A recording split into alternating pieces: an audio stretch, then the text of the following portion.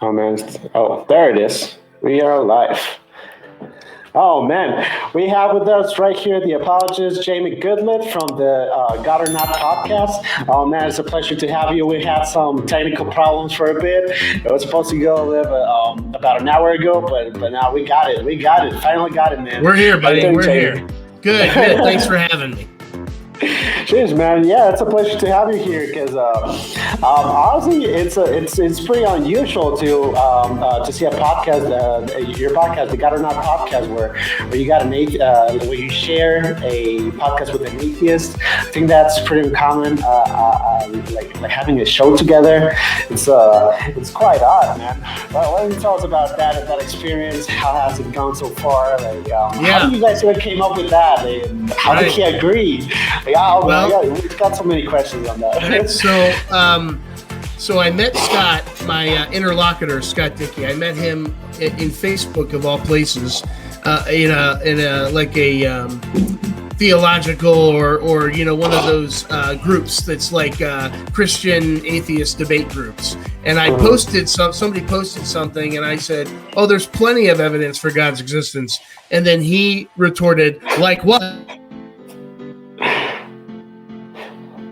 Oh man, it's muted. Hey buddy, your mic is muted. Oh, yeah. There we go. That's weird. I don't know why that happened. What was the last thing you heard? You were saying about that you guys were keyboard warriors in some Facebook group. Oh yeah, right. So I said there's plenty of evidence for God's existence, and he said, like what? And then it was kind of off to the races there, and we developed a relationship in that thread, actually. And then he had made the suggestion, I made the suggestion, hey, why don't we do something like this, like video, where I could see you and we could talk, because I don't do as well as like a warrior on the keyboard. That's not me. I'd rather have a conversation face to face, something like this. So I mentioned him, let's try doing this. And so we did something like that, and we did it a couple times, and then I don't know, maybe a month into us doing a few of these, he mentioned, hey, have you ever thought about doing a podcast? And maybe we should do one together. And so the idea of the podcast, God or Not podcast, is basically we co-host. And each episode we take, some kind of controversial topic. Usually don't delve into politics, although we have occasionally. It's usually theological, so we'll dive into, free will or the Kalam cosmological argument or something like that, and then we will go back and forth. And it's fairly unscripted. We have a general outline, that some ideas, so we don't want to catch each other off guard. We're not looking for a gotcha moment. That's not the idea. We really do want to push each other's worldview. We do want to challenge each other, but not in a way when we're not necessarily trying to win some kind of argument. We just want to move the discussion along and try to have good discussions. And so that's how it started. And we're probably 15, 20 episodes in now, and they can be quite lengthy. Anywhere from an hour to 2 hours long. So I know it's a little niche.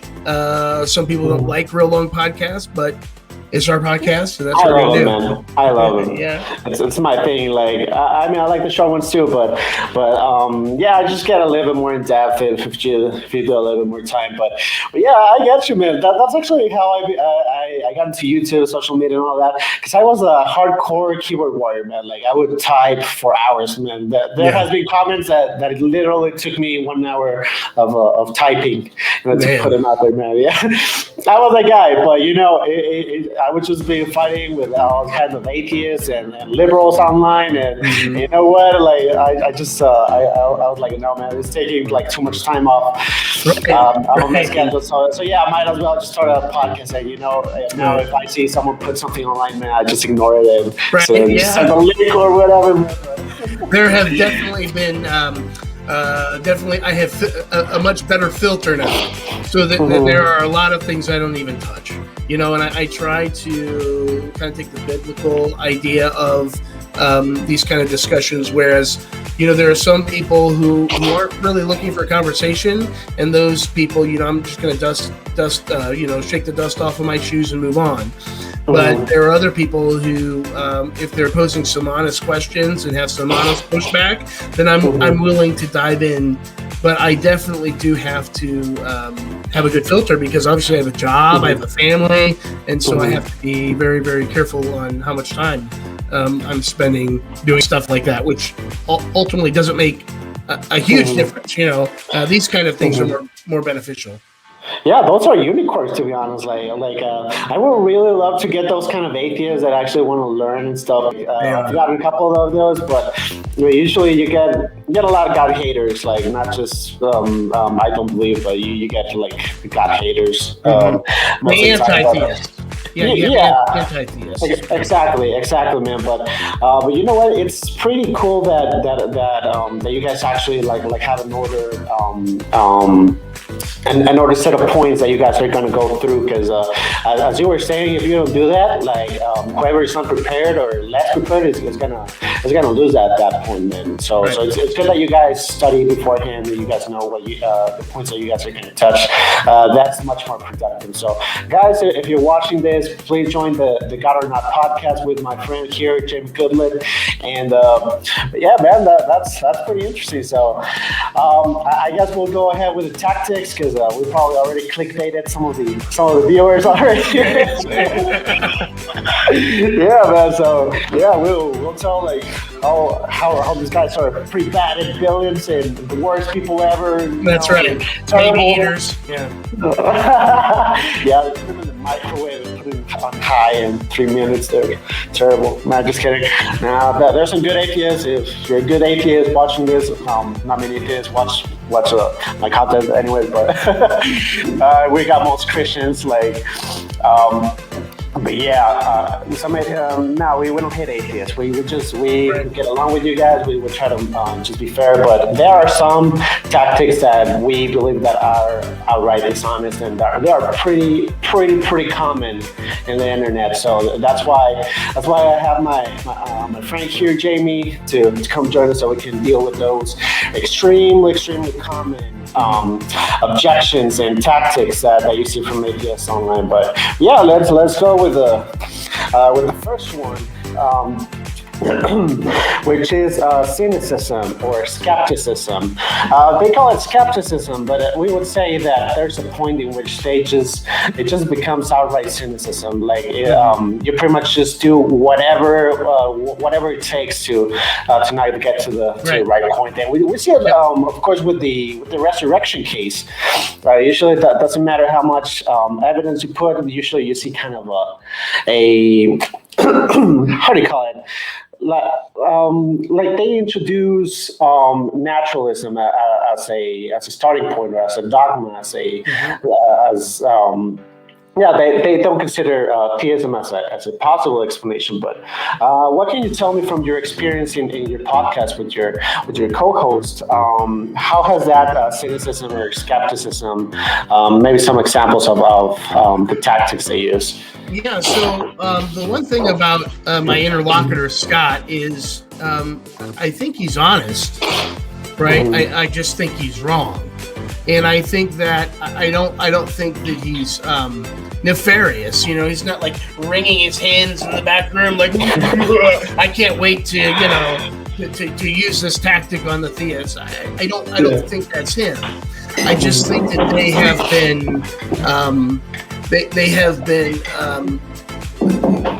don't want to say programmed, but they're hearing these things, these talking points, and for the resurrection, Scott introduced aliens as a possibility. Now, he doesn't believe aliens actually did it. He just thinks that aliens explain the resurrection as good as a spiritual explanation. And I tried to explain to him, well, you have to take into it the Jewish first century culture backdrop with this. You can't just say aliens.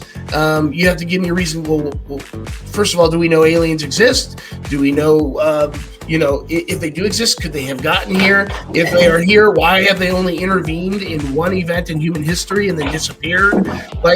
So it's this idea that if I can throw out any possible alternative explanation, then your argument is bunk. And that's just not true. The question isn't who has the explanation, it's who has the best explanation. And so that's what I tried to explain. And that's some of the stuff we see. I mean, there's a point like we talked about in one of our last podcasts, his epistemology. And we talked about the idea that he has set up an epistemology, and I don't think purposefully. I just think this is he's a product of his environment, but he has set up an epistemology such that there isn't any evidence that I could ever bring that would satisfy him. And I gave several examples, like thought experiments, and basically I would have to rule out every possible naturalistic explanation before he would accept any kind of supernatural explanation.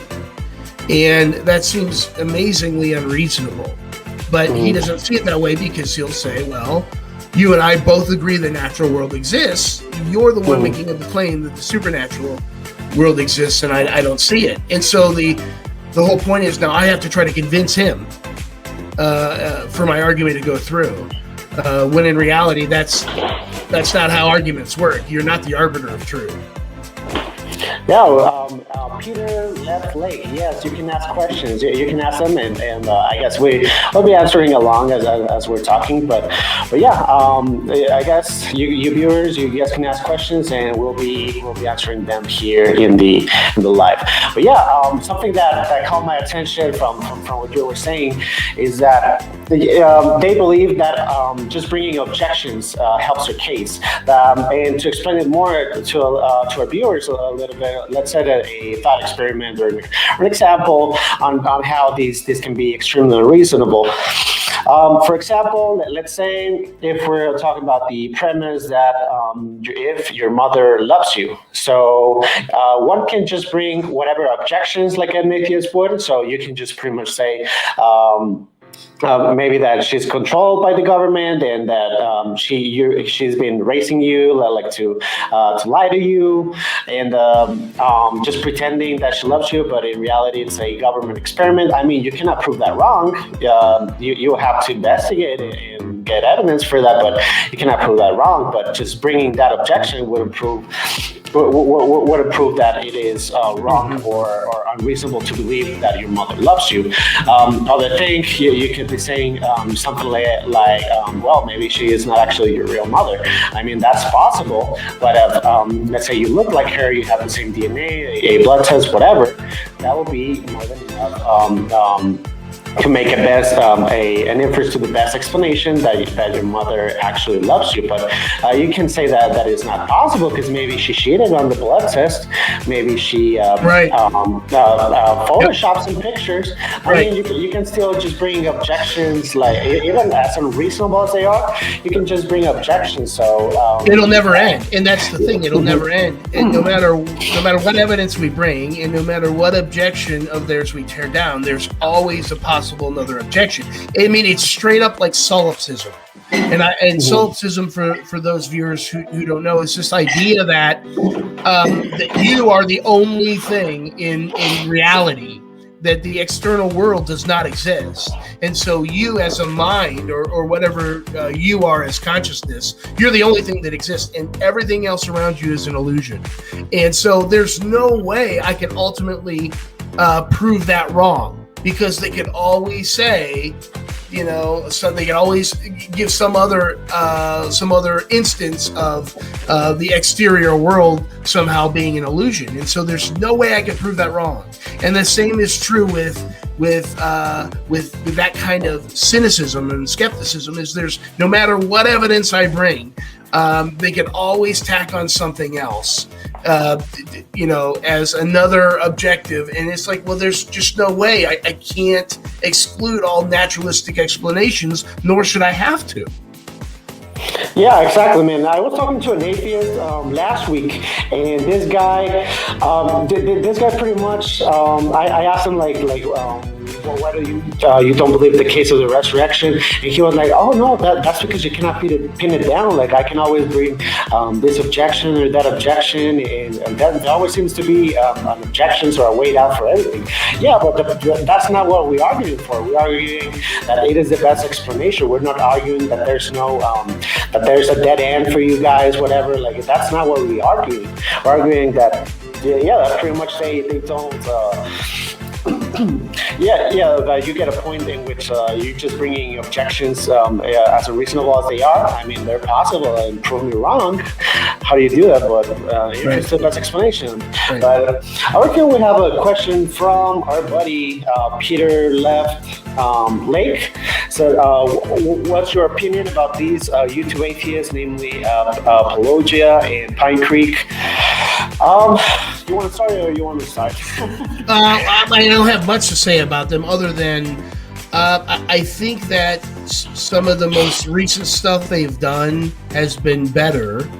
I think that they have raised their level of scholarship. So, and I think that has been done because they've had interactions with people like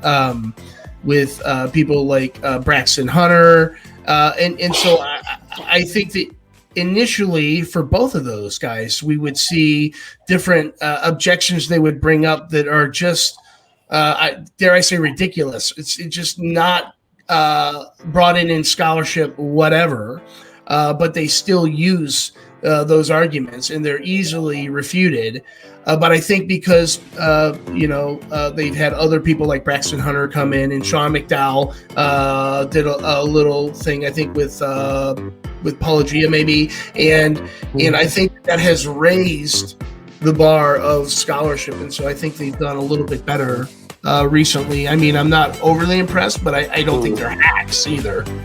Mm-hmm. Yeah. I've seen that they actually have some hosts, and I've seen that those hits had with Braxton Hunter. But the thing is that they have been moving onto rejecting their initial position. So they started out being. Actually not knowing what they're talking about. So one of the things most common to filter out atheists online, the one thing that you got to watch out more is whether they are a new atheist or they're a classical atheist. If they're a new atheist, that's probably trash, man. Pine Creek and Pelagia certainly started pretty hard on new atheism. Mm-hmm. So I would say it is bad, but I'm not sure how far they have moved onto classical atheism, but they've certainly gotten a little bit better with the arguments. But still, if they're still on new atheism, it's not worth it, man. And I guess we can tell you some tips on how to identify a new atheist, how to differentiate from a classical one.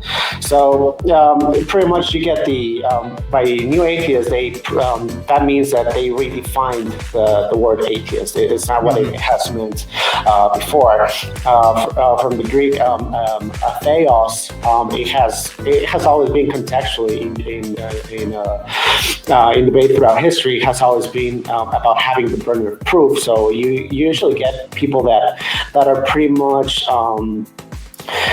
How would you say it? They're burden of proof phobic. Right. They're really scared of the burden of proof. They don't want to bear it. Why? Because it's hard. It takes a lot of time. It takes a lot of study. It takes a lot of books read. Mm-hmm. It takes a whole lot of time to do that. And the new atheist movement, it's pretty much about saying, okay, I don't have any burden of proof. Then you prove Christianity, and when you try to prove it, they reply with a broken epistemology. And they pretend that they're being intellectual. So they sit there and they sit there and they play. They throw stones at my glass house all day, and then they refuse to let me throw stones. And that's part of the new atheists, is that they will say, oh no, I just lack belief. I just lack belief in something, and so I don't have any burden to hold. But then even when you switch the topic, okay, well, let's not go with that. Let's say what better explains reality, atheism in the traditional sense of not being a god, or theism. And even then, what I ultimately get is stuff like, well, we just don't know. And then dead stop. That's it. We just don't know. And there, we just don't know somehow defeats my evidence. I'm not sure how that works, but that's how it is. They take this humble approach of, well, we could say we just don't know because we just don't know. And it's somehow humble. But of course, if I bring something up like, well, that's just part of the God's nature, and we're just not sure how that works, they'll try to gig me on that. They'll say, oh, mystery. I'm like, well, you do it all the time. You do it all the time with, well, we just don't know. Can I just not know for a change? Am I allowed to just not know? So that's part of the problem, is that there's no end game with the new atheist. I can't ever gain any ground because of the way they have things set up. It's almost like the game is rigged in their favor from the start. Yeah, let me give an example, Peter, so you can get a real life example on how this objection works. So imagine that there was a homicide. You don't know who did it, but let's say there's Johnny, there's Jill, and there's Jamie Goodlet. You have the three guys. And let's say that with the knife, you found the fingerprints of Jamie Goodlet. Let's say you ask at his job, and he was not at his job or at his house in the murder scene. Let's say you find his hair on the crime scene. Let's say you find people that are giving eyewitness testimony that they saw him there and that he has motives. So imagine that you have just a mountain of evidence for a position, but again, what we were talking before, that they would argue that, you don't have Cartesian certainty of that. Maybe someone put the hair there. Maybe someone put the fingerprint. Maybe someone trying to incriminate him. So, but that's not how it works. They cannot make it. They cannot make it work like that. So again, we're going back to an inference to the best explanation and just saying, okay, well, there's all these other options. So I'm going to be very humble and not saying that I have Cartesian certainty. And I'm just going to say, I don't know who killed this guy. We can have a mountain of evidence, but since we have all these possibilities, we don't know. That's not humble at all. That's been cynical. That's right. I'd say that's like a real life example of what it would look like. That would be like the detectives coming on scene, and one detective saying, "Oh yeah, I think Jamie Goodlet did it," and then the other detective saying, "Well, what do you think?" And the one detective saying, "Well, I don't know, and I don't need to know." Well, that's fine, but you're not moving the conversation along. You're not helping your fellow boys in blue if you're not coming up with another possible suspect, if you're not trying to negotiate these twists and turns with the evidence. If you just decide that you want to play this, well, I just don't know game, which, listen, there are times when we don't know.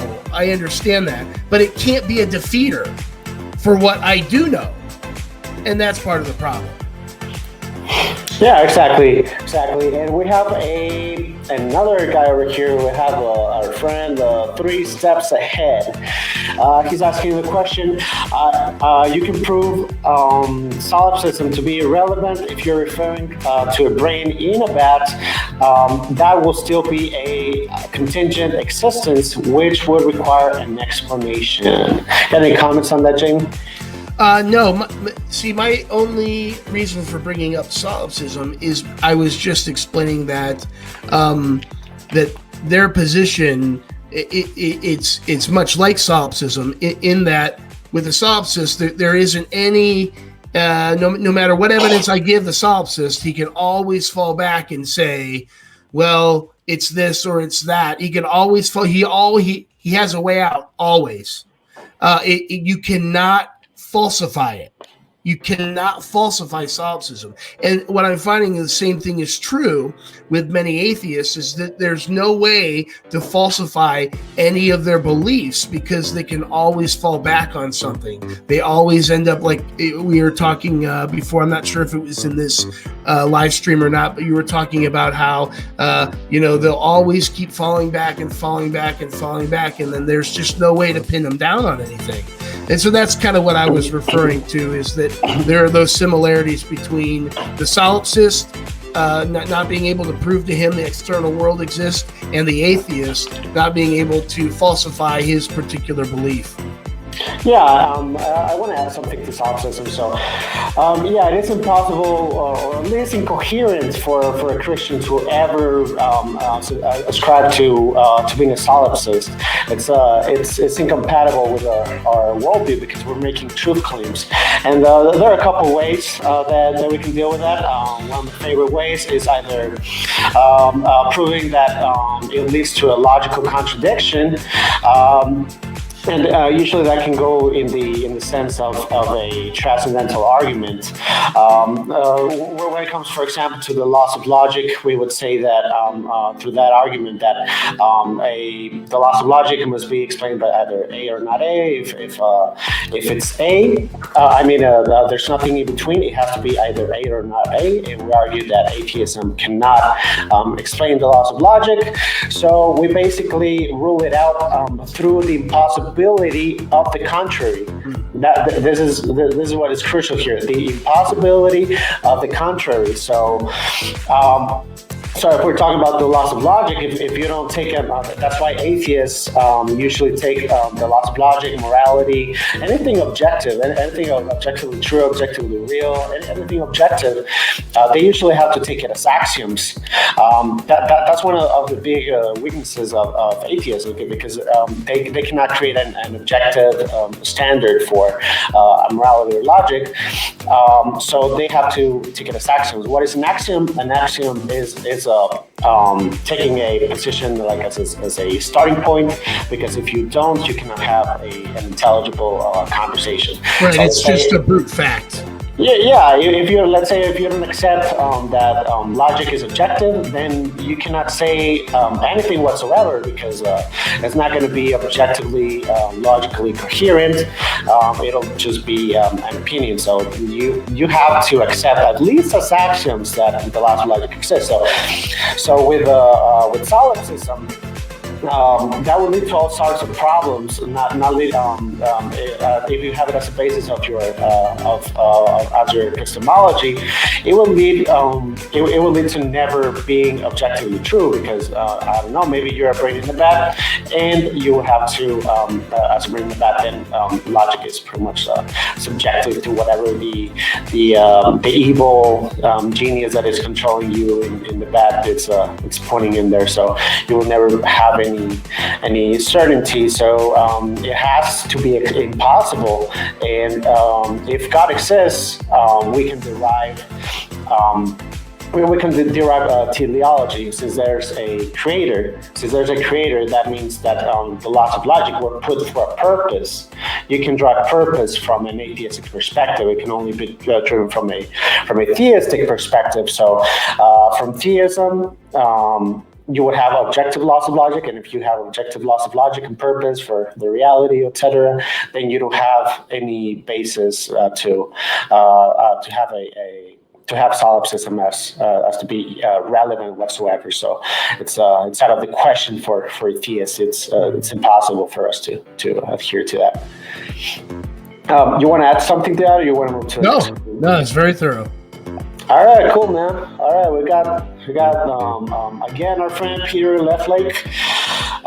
He says, thanks for answering. That's pretty informative. I can totally relate to that burden proof thing. When I saw Dillahunty sat with inspiring philosophy, IP is inspiring philosophy, he was just arguing on what's possible and not the real feasible reasons inspiring philosophy was given. Yeah, honestly, that was a good debate. I really enjoyed it. But yeah, that's exactly what happened. He didn't even take notes. He just had his little notebook. He didn't prepare a any PowerPoint or anything. He was just, I am not convinced. Right. That's so hard. It's so hard for us to have a conversation when they're just not convinced. I mean, they're not convinced of a lot of things, and what is disappointing is when they call and they say that when they say it's just a lack of belief. My problem with that is that they say it's a lack of belief, so they avoid the burden of proof. Now, I'm not saying that's intentional. It might be for some, but not for all. But they still are able to avoid the burden of proof by saying that they just lack a belief. But then they argue. As if there isn't a God, and they actually believe there isn't a God. So when I ask my interlocutor, do you really think there's a God? He'll say no.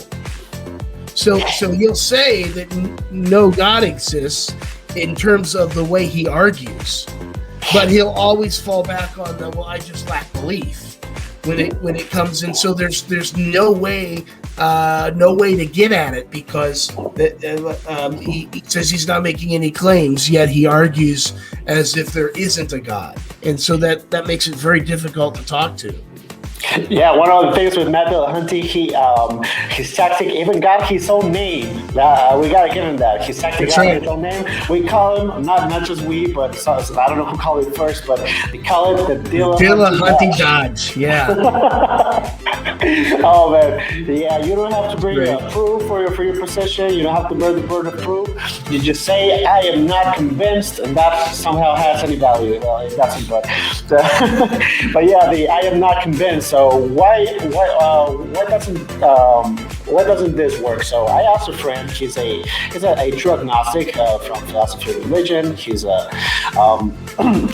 he's a classical. He's more in solid intellectual circles. He's an actual serious.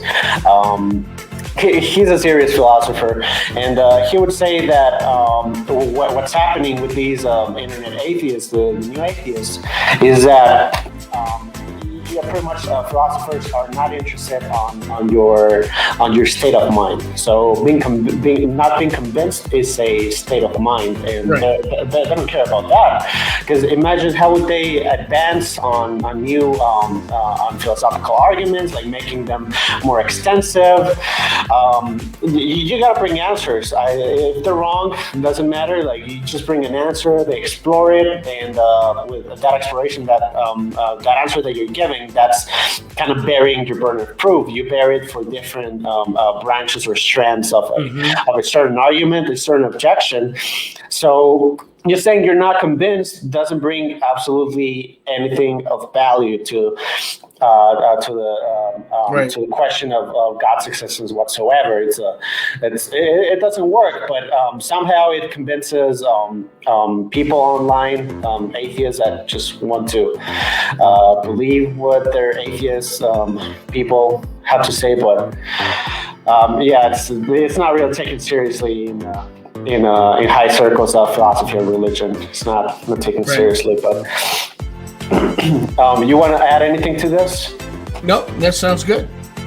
All right, we got right here a friend. He says, thanks. Yeah, no problem. And he's putting another question. So, all right, 3 steps ahead says, why is your base position no God? If you lack belief in God, then you're basically claiming there's another possibility of existence to be a reality. Right, and they will just claim that they don't know. And then they'll claim humility. They'll say, well, that's a good thing. We're just being humble. We're saying we just don't know. And I've even asked before, okay, well, at what point can we know? Because I have a feeling that even like, that no matter what it is, that they're just not going to know. And unless it's not God, and then they can have certainty. Like, so there's all kinds of things we have certainty on, not Cartesian certainty, but beyond reasonable doubt certainty on. And they're okay accepting those because it doesn't have anything to do with God. But then when you throw God in the mix, now all of a sudden, no, we just don't know. We have no idea how the universe started, but it can't be God. We know that. Yeah, one of my favorite, I would say, defenses on this position will be to saying making a case to make their case impossible. So, for example, let's say when they say who created the universe, well, you can put the omni properties of God. You can put the whatever properties God has of being omnipresent, omnipotent, all-knowing, being transcendent, immaterial. Maybe some people add divine simplicity to it. So aseity, you get all these things. So they usually try to put something else into the question. So let's say, oh no, it's a universe. This is a Matt the Hunter one. Universe creating pixies. Right. That's Okay. Yeah, you're basically calling God a pixie. Okay. Hey, whatever you're. That's all they do is they just give all of the characteristics and properties of God to something else, and it's like I don't think you understand. A pixie is something material. It takes up space. It can't be. Can't be that. It's a material. Now you're just you know what? Somebody did that against William Lane Craig in a debate, and I remember William Lane Craig just said, "Well, now you're just giving this thing the properties of God. What we're talking about is God." You know, so you can't get around this God thing by adding properties to something else that you want. Now, I find it interesting though that people like Richard Dawkins. Now, I know there's been a lot of pushback recently about this, that he believes in panspermia, or at least that's a possibility, that aliens seeded our planet with life. And so I find it interesting that he's willing to concede that possibly, but not God.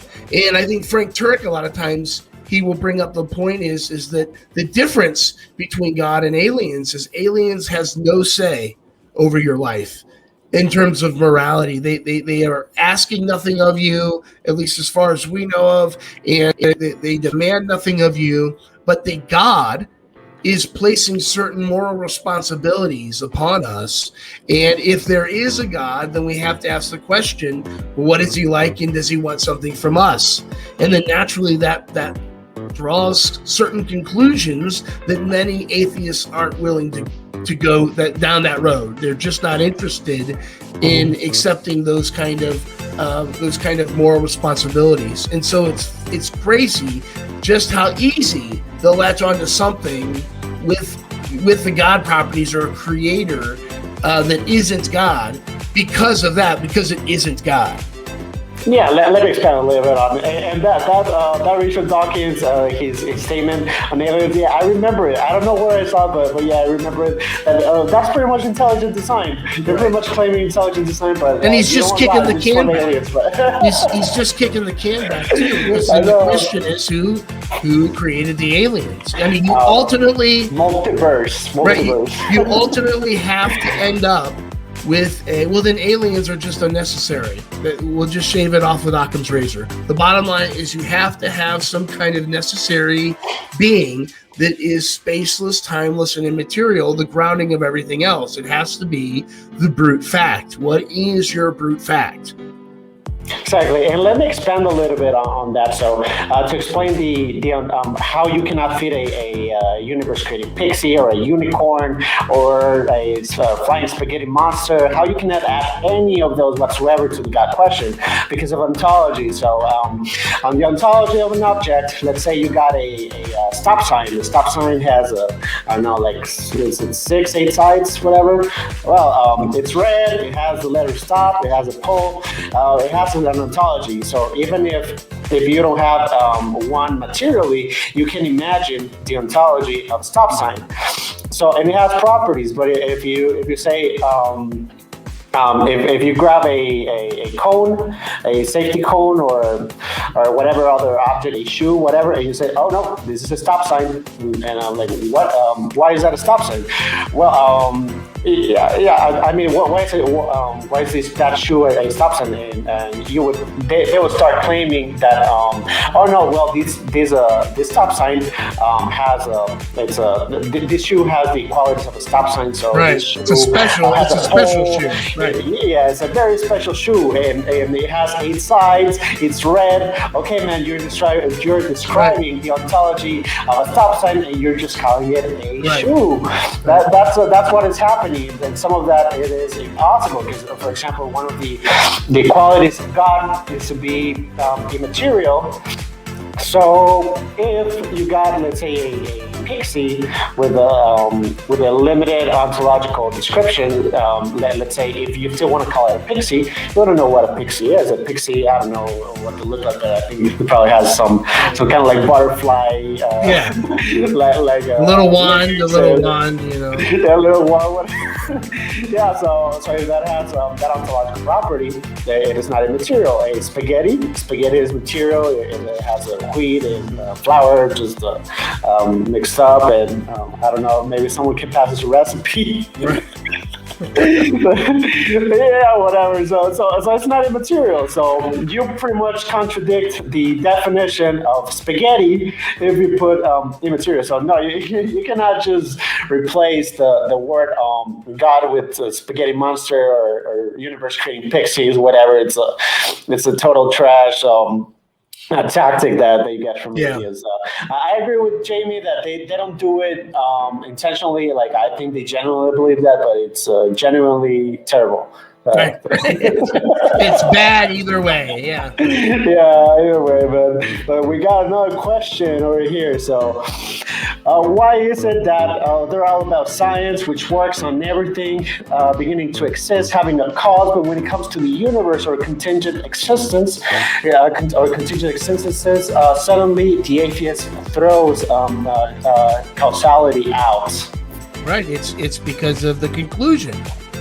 It's because of the conclusion. Listen, and this guy 3 steps ahead is spot on. If the atheist or if the universe had some kind of natural cause, then they would be like, listen, I actually have people say, like in one of my discussions with Scott, he said that when we're talking about nothing, we're talking about the philosophical understanding of nothing. And he says, well, we've never had any experience with nothing, so we really don't know what it can or cannot do. I'm like, are you kidding me? Like, listen, if I had said that, so if I had said that and I was trying to push my thing on him, he would call me anti-science and not reasonable and so on and so forth. But because the explanation is God, that's not the explanation they want. And I'm not saying it's because they want to sin. I mean, maybe it is. I don't know. I just know that isn't the kind of cause they're looking for. And so they can throw these kind of things out the window, even though they claim that science is the end all be all. They're willing to throw it out when it comes to the cause of the universe. It's ridiculous. Yeah.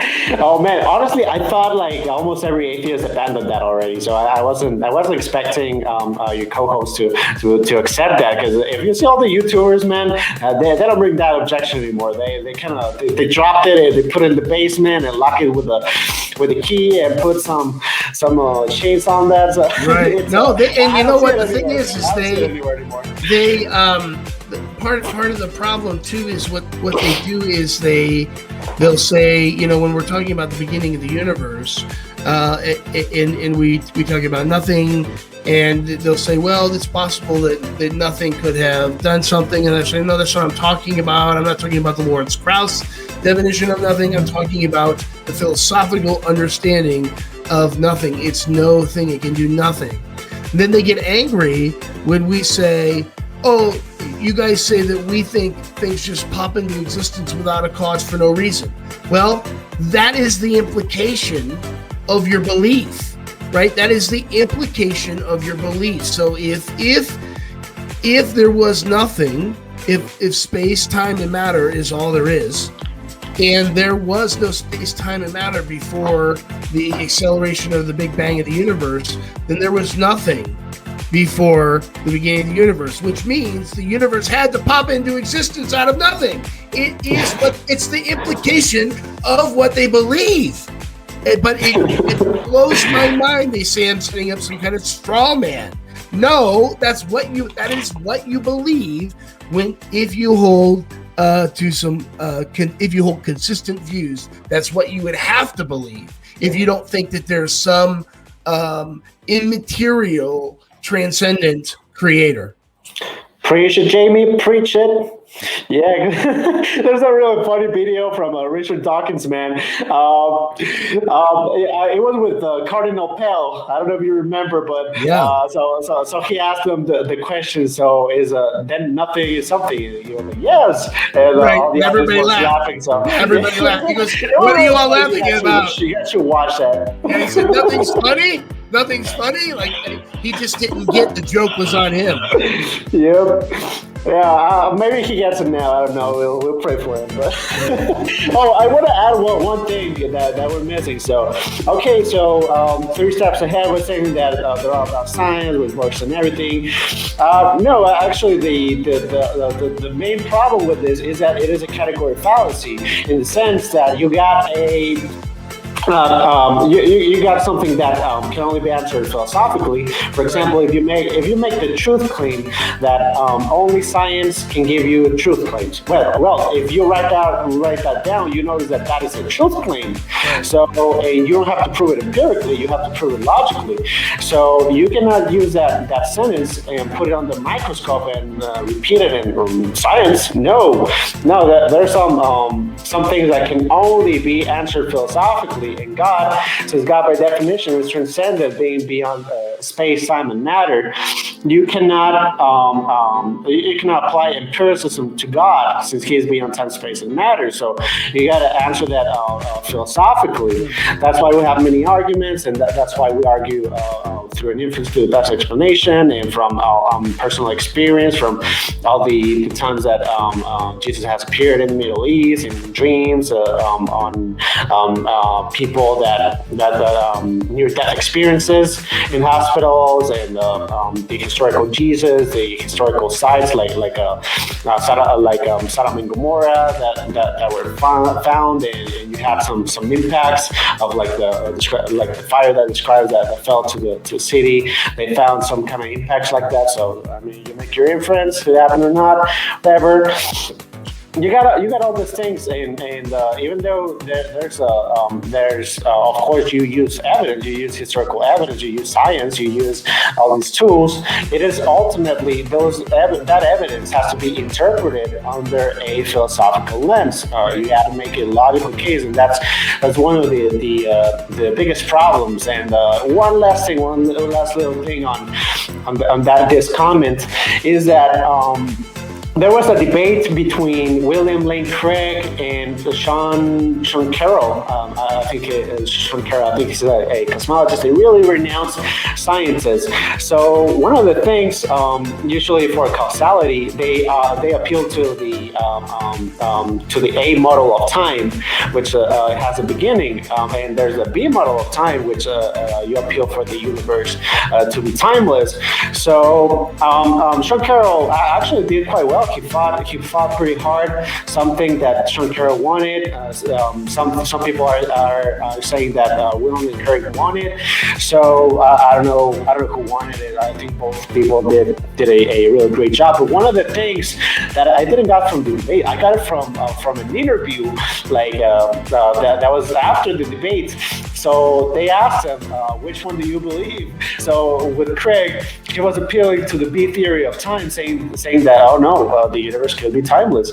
But in the interview, he was saying, well, like most scientists believe that it is A, and I think it's A. So you went on a debate with Craig, appealing for the B theory of time, and you believe in the A theory of time. That's what we're dealing with. And you're getting this from a very reputable, really prominent scientist. That's what you're getting from me. Yeah, it's crazy because. Sometimes, you know what, I'm not the smartest guy ever, okay? I'm still working on my undergrad, so I'm not a PhD, and so there's times when I scratch my head and go, man, I'm able to figure this out. How is it that, you have someone like Richard Dawkins or name any one of those new atheists. How is it that these guys can't figure that out? Like how am I able to wrap my mind around the idea that nothing isn't something called nothing, that nothing really is no thing? How is it that I can figure that out philosophically, and I'm still working on my undergrad, and you got people with PhDs, and be it in a different field, still you got Dawkins with a PhD in biology, and he can't figure that out? Like, sometimes I scratch my head and go, are they being willfully ignorant? Is this willful? I mean, they get boasted on science, and they forget totally about philosophy. I think atheists, I don't know if you noticed, but I think atheists are not well-rounded. Like, if you notice apologists, we gotta be an all-around, like, a jack of all trades. Like we debate history, Old Testament, morals, New Testament. Yep. We were exegetes. Well, we have to theology, science, philosophy. Like we gotta know this stuff to defend our faith. An atheist, usually they're not well-rounded. Right. I don't know about you, but I don't think I've met a very well-rounded atheist like that does all these kind of things. They usually like specialize in just one branch, and they stick to science, and that while a lot of them will say that philosophy can add to certain disciplines, they will ultimately say that science is really the only way to know truth, which obviously is self-refuting. So, I mean, that's a philosophical statement that you just made just now. And so while they'll give philosophy and other disciplines some credence, ultimately they go back to their altar. It is their altar of science, and that's where they want to hang their hat, and they want everything to be broken down to or sifted down to science, and that's the only way we can know certain things. Exactly. Yeah, you can just defeat it with a one-liner. Okay, put that statement on there. A microscope and prove it to me. Yeah, that's it. Case done. It's all over. Yeah. All right. We got a question from our friend Peter Lake. So, any thoughts about Ed Facer? I'm starting to read about his works, and he's pretty heavy philosophically, but very good altogether for me. Yeah, he's an extremely well-reputable philosopher. You should be studying reputable sources, and he is a reputable scholar. He's pretty solid. Just one disclaimer. So, I mean, if you're on Wisdom Media on our page or my Facebook, whatever, like, you're probably a Protestant. I don't know if you're a Catholic or not. So, if you're a Protestant, I would just give you the disclaimer that Ed Facer goes from a traditional Roman Catholic perspective, but he's pretty rigorous. But yeah, just got to give that disclaimer so you can know what you're reading into, what the bias is whenever you read it, Peter. So yeah, I would. So if I recommend it, I would say, I mean, it's good. I mean, you should be reading these people, these rigorous philosophers, rigorous scientists, and anything rigorous. You should stick with the good sources. But yeah, just keep in mind some scholars have gotten astray. So, for example, like Michael Licona, he denied the inerrancy of Scripture, but you get also Dr. N.T. Wright that has a new perspective on Paul, which many would say it's quite heretical. And N.T. Wright, I think he's more on the Catholic side, if I'm not mistaken. Mm-hmm. So you just got to be careful. He's Orthodox. He's Orthodox. Okay, yeah. So and also Richard Swinburne, I think he's Orthodox also. So you just got to watch out with that. Now, these guys that we're talking about, I think Israel, you and I would both agree that we're not kicking these guys out of heaven, right? That they're still within the Orthodox Christianity, so to speak, like the big overall big. The Big C church, right? So I wouldn't say they're not saved. I would just say that some of their line of thinking is questionable. Like, I like Mike Licona. I love his work with Gary Habermas on the resurrection of Jesus. I'm just not sure I appreciate his issue, like with the inerrancy issue, so I'm careful with that. So I think it has to be a disclaimer with some of these folks, but I think both you and I would agree we're not kicking them out of the kingdom. We're not saying they're not Christian. They're just maybe people you have to be careful with depending on what you're reading. Yeah, well, when it comes to salvation, I'm still, I moved to the Reformed faith, so they're usually more rigorous when it comes to salvation. It's a little bit more narrower. So, are you a Calvinist? You're not a Calvinist. Yeah, I'm a Calvinist. Yeah, I'm a Calvinist. It's over. Shut it down. Where's the mute? I'm done. We're done. Okay. Now, but I don't know. I'm questioning mere Christianity, but I'm a little bit in between. I'm not sure where I take on their salvation, but I guess it's a question for another day. But I would love mere Christianity to be true, but I don't know how true it can be. But they got a different epistemology when it comes to Eastern Orthodox and Catholics. So they start with the Catholics. They would argue that the base of their epistemology is apostolic tradition. But we know that it's not apostolic tradition. It's what we would call sola ecclesia. Why? Because they can make up whatever tradition and read it into a text and dogmatize it. You got things like Marian dogma. I think it was Immaculate Conception. I'm not sure which one it was. Immaculate Conception, yeah. Yeah, but it was dogmatized 1,800 years after Jesus. I mean, how do you dogmatize something 1,800 years after? Right. But yeah, so they got different epistemology in the Eastern Orthodox. They don't have sola ecclesia since they don't accept the papacy.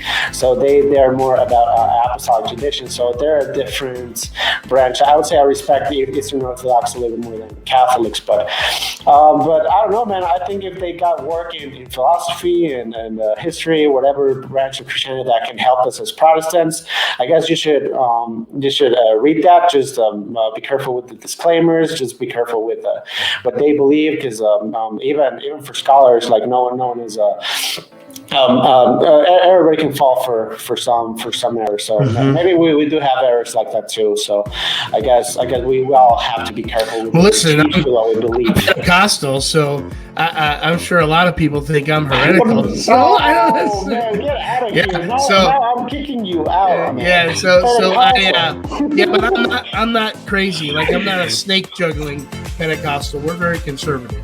So we believe in the gifts of the Spirit, right? And we believe that they're still in operation today. But we don't, like, we're not charismatic. I wouldn't call myself charismatic. When I think charismatic, I think of like the people barking at the altar and like the kind of crazy nonsense. That's nonsense, and that isn't at least my branch of Pentecostal. Yeah, we're way more conservative than that. We just believe that God can still heal people, and God can still do other things, and that's the primary difference between us and, I guess. Well, not really. I mean, we do believe in miracles too, and I'm Reformed. Like, we're very different sides of the spectrum. Yeah, I know a lot of Reformed who are cessationists. They don't believe that God works the same ways.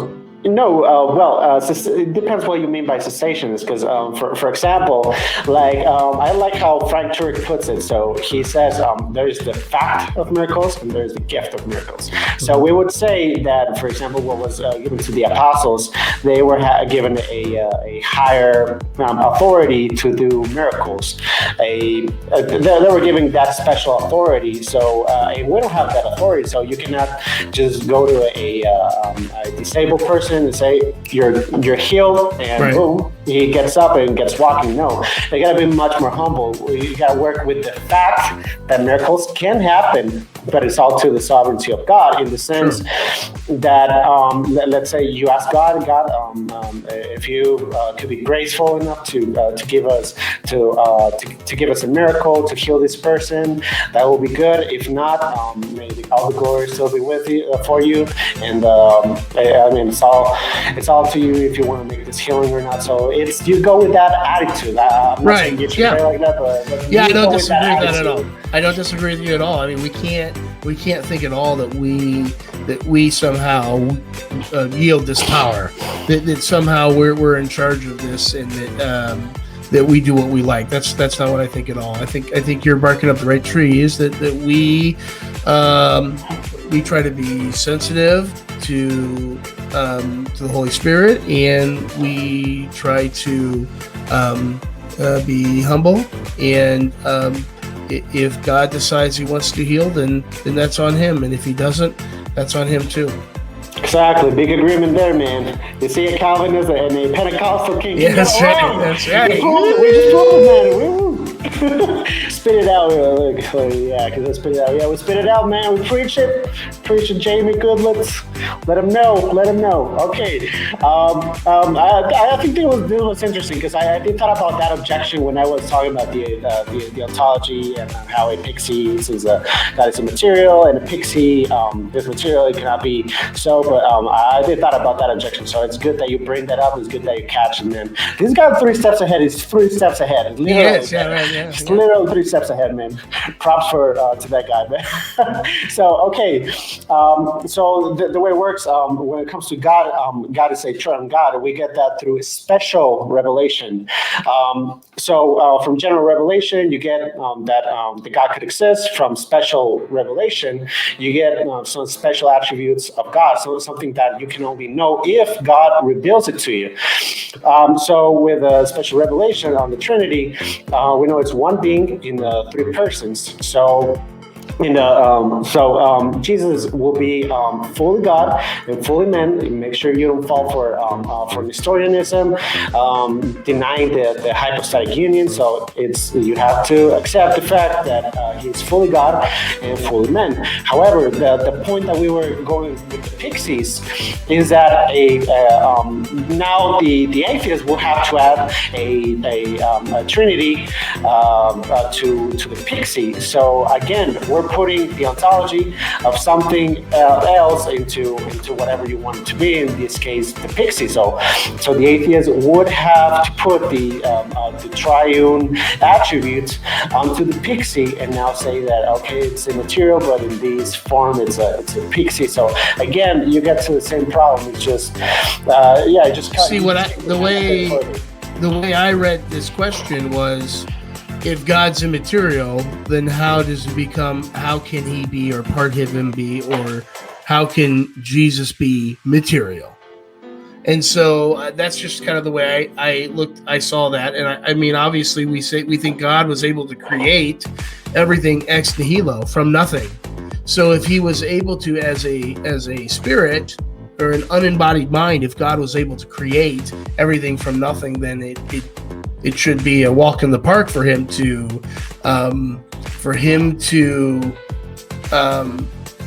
place himself in the womb. The second person of Jesus placed himself in the womb of Mary as a physical being. Mm-hmm. Yeah, well, maybe it wasn't for the other question. I think it was like a follow-up from the question that he asked before. Maybe I got that wrong, but yeah, I guess you would appeal from the claims of Jesus. The way C.S. Lewis puts it, it's either Lord, liar, lunatic, or legend. So he cannot be several of them. If you say he's a good teacher, but I mean he's lying, saying he's God, he's not a good teacher. He would be a liar. So if you say he's a good teacher but also a lunatic, he cannot be a good teacher and a lunatic, because then he could just be imagining that he's God or something like that. So and you get one of that thing for every single part. So it has to be one either way. But he was pretty wise. We have evidence that he was not a legend. He was not a liar. He actually was correcting people that were liars or people that were trying to be deceitful, like the Pharisees. And we know well, the biggest way to refute the liar aspect of it is if God, if Jesus were lying, why on earth would God then vindicate Jesus, the liar? You know what I'm saying? So Jesus rising from the dead is God's vindication that yes, this is Jesus, second person of the Trinity. What he says is true. Why on earth would God vindicate a liar? I mean, he just wouldn't. So the mere fact that Jesus rose from the dead is proof or vindication that what he said was true. And obviously he claimed to be God. So that's how we get that. Mm-hmm. Exactly. We got Peter Left Lake speaking about nothing. Alex O'Connor argued with Craig about maybe the universe has a property of coming out of nothing. It was hilarious, even how willingly Craig responded. I saw that interview, but it was really, I got to give a lot of props to Alex O'Connor, to be honest. I like him. Yeah, I like him. I like the guy. I love him because he's like probably one of the most honest atheists out there. Mm-hmm. Yep. One of the most honest. He's like super open to learning, and after his talk with Craig, he actually renounced, not renounced. He changed a lot of his objections against the Kalam cosmological argument thanks to his talk with Craig. And this is how you know an atheist has a total trash content. It's when they say something like, "Oh, William Craig is a fraud," or he's dumb or something. That's how you know they're totally dumb. So Alex O'Connor used to say that, but after that interview, he's like, he's insanely smart. He's not a joke. He's legit, and that's what that's how you identify a terrible atheist if they say something like that about Craig. It's a top tier scholar, like it's literally top three. As sure. Braxton Hunter says, you throw out the 1 stars and you throw out the 5 stars. And the stars in between. So like if you're rating something, if you're looking at ratings for something, oftentimes people that give 5 stars would have given 5 stars if it was trash. And people who give it 1 stars would have given it 1 stars even if it was the greatest thing ever. And so it's one of those things where if somebody is saying something off the charts crazy in one direction or another, like there's no evidence at all. Like there is what did Dawkins and the like say? They would say that there isn't a shred of evidence for God. I'm like, dude, when they say stuff like that, you just don't take them seriously. You can't, because it's just not serious. They are not taking it serious, or they're being willfully ignorant. You know what I've noticed from the comment section from all these debates? I've noticed that you got some top tier apologists, like some Will Lane Craig type of guy, and they debate with an atheist without even the basics of philosophy, and atheists think that the atheists won. So they're so I guess they're so unfamiliar with the Christian scholarship that they don't even understand what the Christian position is. Well, and they think that often when someone's good at rhetoric, like Christopher Hitchens or someone like that, they're good with the audience. They're able to say things that are really pithy and really quick and really funny. And so I think sometimes atheists think that the winner of the debate was the one that got the most zingers. The ones that got the most punches in there. When in reality, that's got nothing to do with it. I mean, that might help you in terms of your popularity with the audience, or it might make you more likable with the audience, but it has nothing to do with debate or if you won the debate. And that's part of the issue. We see people debating Craig, and they're not even debating the topic. They're going with, in their rebuttal, they're just bringing up stuff they don't like about Christianity. And it's like, well, this has nothing to do with the debate topic. What are you even talking about? But that is what they do. They jump on all these, 15 or 20 different slogans and things that they don't like about Christianity, and then all of a sudden they think that they won the day. Yeah, and you usually get this rhetoric, especially for the Old Testament. Like, yeah, you got Richard Dawkins and Yeah. Michael Shermer and all these like extreme atheists. They Gish Gallop. This is the Gish Gallop fallacy. They bring so many objections or so many things that they don't like about God, in order for them, for the apologists, not being able to respond to so many Right. questions or things that they're claiming at a time. I mean, they imagine they just throw at you 30 objections. I mean, how you answer Right. that? I mean, I love how people like William Lane Craig and Frank Turek have responded to it, because a lot of these, like you said, come from the Old Testament, the objections about slavery and the treatment of women. And what they do, William Lane Craig and others will say, hey, listen, you know, all that crap they just threw at me, we have really, really good answers for it. But I'm not going to cover it now because I won't be able to get to what I want to get to. But go check out Paul Copan's book, Is God a Moral Monster? And so they'll point them to that book to check out. And of course, in his book, he takes to task, Paul Copan does, all these objections about the Old Testament, does a terrific job of, I guess, debunking or refuting these objections. And so they do a good job of just telling them, listen, pound salt, go read this book. They answer all those questions. I'm not doing it here because that's not the issue that we're supposed to be talking about. Yeah, let me give an example of how you can use rhetoric. So you guys can be very wary of atheist YouTubers. Watch this. So you got a claim. Let's say you got the claim. Okay, let's say the atheist claim is, okay, maybe a lot of people died, death is wrong, therefore God did something that is morally wrong. So let's say that would be kind of like a formal type of, a little more formal, more serious. But if they say, this will be the rhetoric. So God exterminated the Canaanites.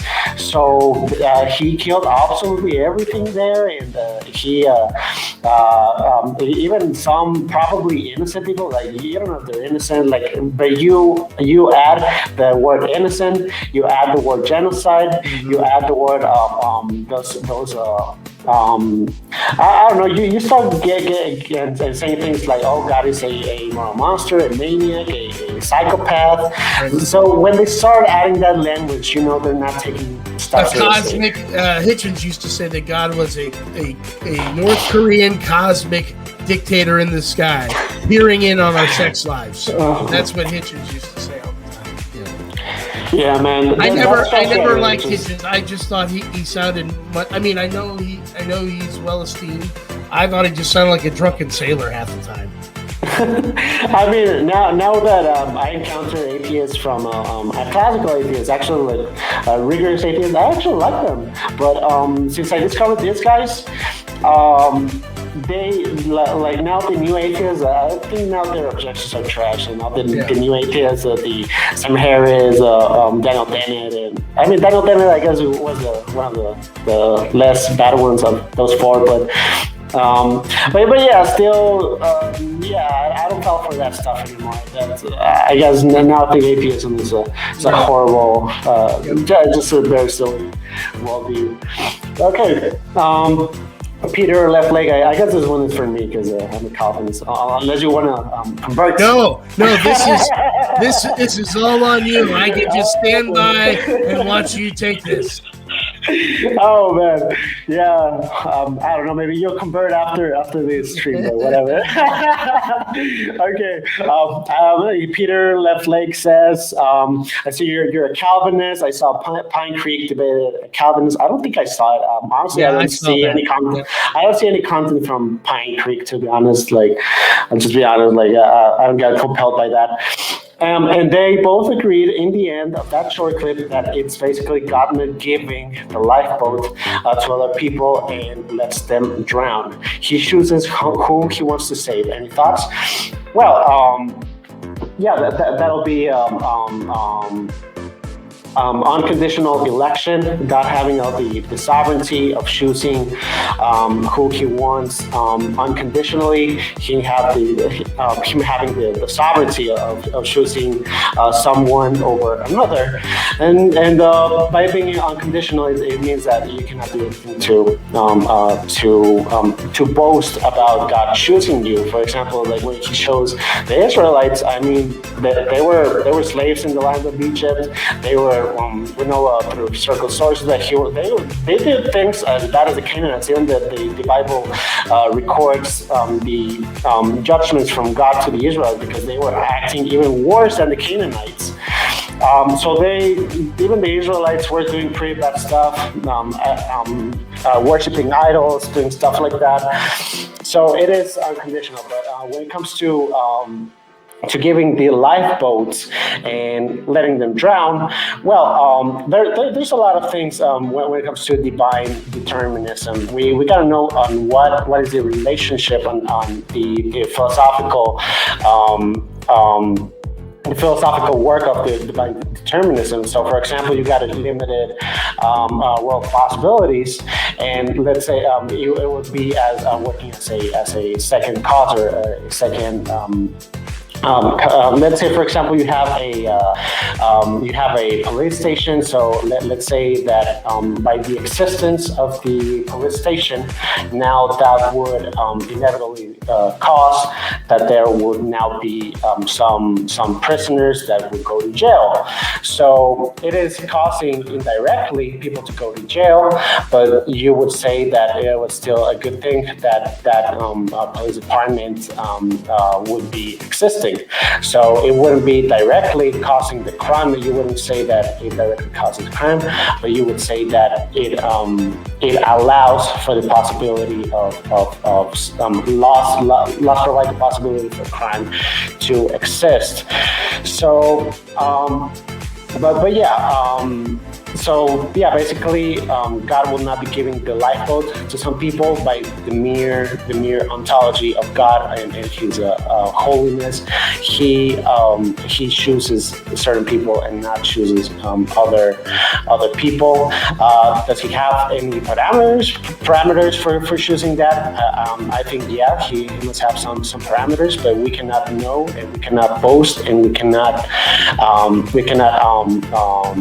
take credit of any of those parameters. That's why, in our perspective, we cannot have any parameters because then we would take the glory from God. But yeah, basically, He doesn't give the lifeboat to some people, and He gives it to another one. I would say that that's a common conclusion that you get from the Calvinist perspective. But yeah, thanks for the question, Peter.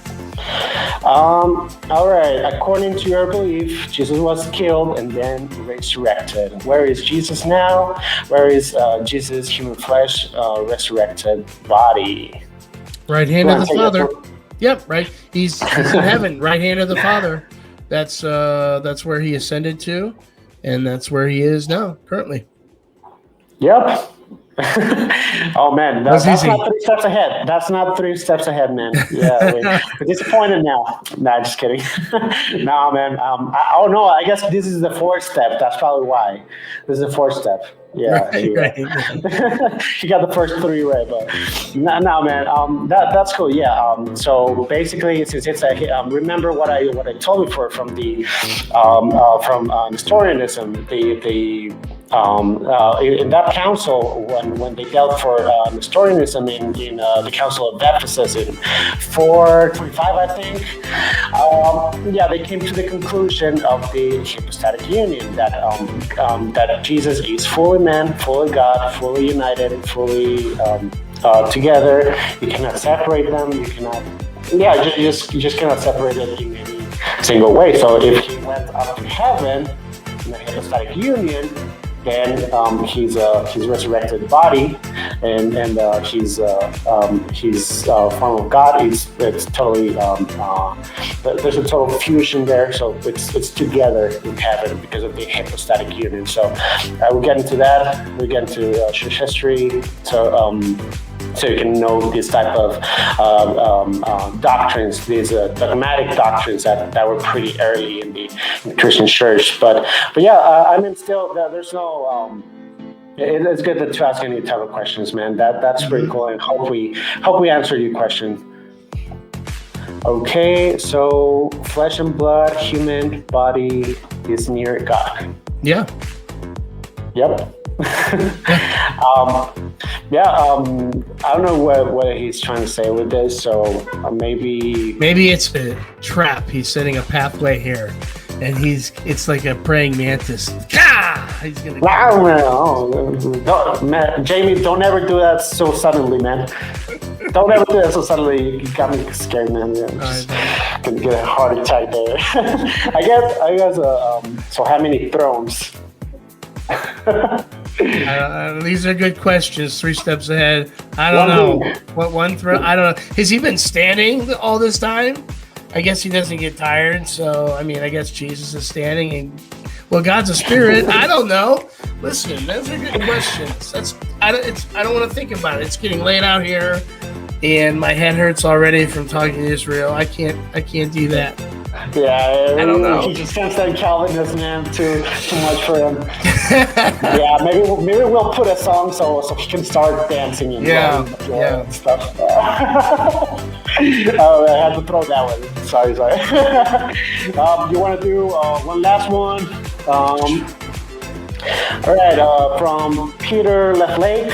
So, but what if only true free will Jesus could only be born in Israel and fulfill these works? Just like Doctor Strange seen the future events and played it perfectly to have the outcome that would beat Thanos. It would eliminate the need for God just speaking Israel. Is there anything it would increase an atheist's position on God, picking favorite? And it would look unjust. Would you agree that a certain doctrine could be wrong if the conclusion is bad? Yeah, sure. I mean, obviously, if Calvinism is false, then Calvinism is bad. Also, if Arminianism is false, but I'm not neither. I'm Peter. I'm a Molinist, and that's something similar to what you're talking about, where God remains sovereign because he picked the world in which we currently reside, and all of our free will choices are taken into consideration. But without getting like too far into that, I could see how some atheists would see that the Calvinist position and be, I don't want to say pushed away by it, but I do know there are actually a few. What's the church? The really bad church. I don't even want to call them a church. Where they protest like military funerals and stuff like that, and they're horrible people. I can't remember the name of that church, but there was a girl who left that church and became an atheist, and she said one of the main things her leaving the church was the Calvinistic positions that they took. Now, obviously, I'm not comparing the horrible things they did with Calvinism. I got a lot of good brothers and sisters who were Calvinists. It's got nothing to do with it. It's just the fact that if I were an atheist, that would look to me like determinism. And no much better, so that, at least to me, that's how it would seem. Yeah, we actually hold to divine determinism. Usually you get most people to be compatibilists in the sense that there is determinism, but people are still morally accountable. That's why there's compatible, because moral accountability is compatible to determinism. But okay, let me answer the question, because it's more on my side. So okay, you got to remember, man, that there's 5 points of Calvinism. There's more doctrines that you can get from confessions. If you're an evangelical, maybe you should try to study the confessions so you can get a better grasp of some of the positions that have been debated and concluded from different councils. Because in the Westminster Confession, I think they had I don't know if 90 or 190. I don't know. They got a bunch of theologians, dozens and dozens and dozens of theologians. They analyze the Bible the best they can. Oh, and top 2 theologians, the best theologians, the best the best people they can find, and they debated, they studied as much as they can, and they came up with the conclusions from the Westminster Confession, which is pretty much the Calvinist position. So we have a pretty rigorous history. But okay, now back to your question. So the first point of Calvinism is the doctrine of total depravity. That's one of the differences we have with our Armenian brothers. They don't believe in total depravity. So what does total depravity have to do with this? Because when with the doctrine of total depravity, it means that man is fallen in a sinful nature, and we all have fallen short of the glory of God. We are sinners, and no one deserves.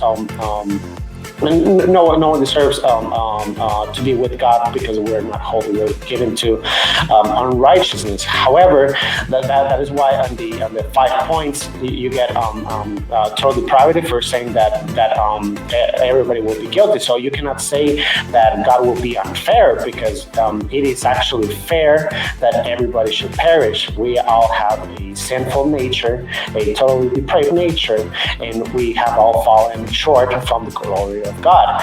That means that it is not unfair, because literally we all deserve death. That is why God, in His mercy, in His grace, that is why grace is an undeserved gift. By definition, it's an undeserved gift. Since it is undeserved, we get grace because we don't deserve it. We are bad. We are totally depraved, and God gives it to us anyways, unconditionally. That's how it makes a big difference on that. So yeah, God wouldn't be unfair on that. But did I miss another part of your question? No, I think you hit pretty much what he was asking. I got the second part. I got that second part. And you hit the first part. I guess it's more about the presupposition. So I guess that's one of the things that happened to me. So whenever I changed to the Reform perspective, because I was Armenian the whole way, you got a different set of glasses. So that is why it's called systematic theology. That's why you study it in systems.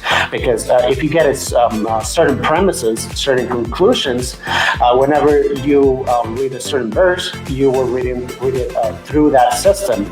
So it is important, because if you don't have a system, if you don't have a systematic theology, then you are being consistent, and you cannot have thoughts all over the place. You cannot believe in God having all the glory and being a synergist, which is that basically that man and God both are doing the work, and it's a matter of both of us. You take the glory off of God if you make a claim like if you make incompatible, self-contradictory claims. So that's why you got to be systematic. And in our position, you get a different lens from this system from this systematic theology, because you start with some very basic premises, very undeniable premises from the Bible, and from those conclusions, from what is clear, you start answering what is not clear. So you got to be systematic, man. And I think for example, on your question, I think you asked that question with the Armenian classes. So because of you didn't take into account the 5 points of Calvinism and the Westminster Confession and the conclusions that we get. You kind of mix two. You kind of mix a Calvinist conclusion with a Armenian premise. So it was a little bit incompatible right there. But yeah. I guess hopefully you take a look into that, give it a second consideration. I've been getting a lot into reading Gordon Clark and the Trinity Foundation. Gordon Clark is insanely good. Also reading the Confessions, reading commentaries on that. You got some insanely good theologians on the Reformed part, and I think you should at least read it, man, so you can so you can have a second option, my friend. But yeah, hope that answered your question, Peter Leflake, and 3 Steps Ahead. Thank you so much for those guys were both terrific. Yeah, these guys are fantastic, man. And 3 Steps Ahead, he was, oh man, change your name to 5 to 10 steps ahead, man. You're the GOAT, man. You're the GOAT. Yeah. Anything you want to add? You want to close? No, yeah, this would probably be a good time to close. And boy, I really enjoyed this. This was nice. Maybe we could do this again. I also love the impromptu questions. It keeps you on your feet, Yeah, absolutely, man. Yeah, sometimes when apologists can struggle with something, we sometimes have strengths and weaknesses, and it's good to have more than one apologist, because we can explore it through 2 different perspectives, and just make a complimentary commentary on what we're dealing with. I think it was great, man, and I think hope the audience liked it, and I certainly like it, and for sure, man, we should do another live like this. Thank you so much, Jamie. This has been a big pleasure, man. Yeah, and, thanks for having me. Yeah, and for everybody, again, join the God or Not podcast with Jamie Goodlet. Where can we find your podcast, man? Well, they're on all the platforms there. So Apple, iTunes, all that kind of stuff. You just search for God or Not, and then subscribe, and you'll get to hear a theist and an atheist duking it out. Oh, you're everywhere. So you're on TikTok too. Oh, yeah. Yeah, you got to do those dancing TikToks. Though. No dancing. I dance worse than I sing. So man. You cannot be a Pentecostal and not dance. Yeah. See, that shows you how conservative my church is. We don't dance.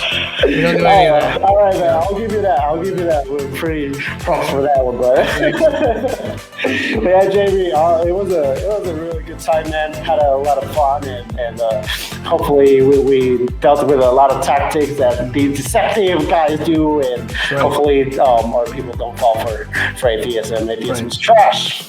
It is. Gotta put a sign back there, and right. It's gonna be my new. I'm gonna take this one off. So right, yeah. The landscape. Take the landscape out. Replace it with atheism is trash. There you go. Yeah, exactly. With red letters, so you don't miss it. That's right. All right. Well, good to see you guys. Thank you, Peter. Thank you, 3 Steps Ahead, and whoever else watched the stream.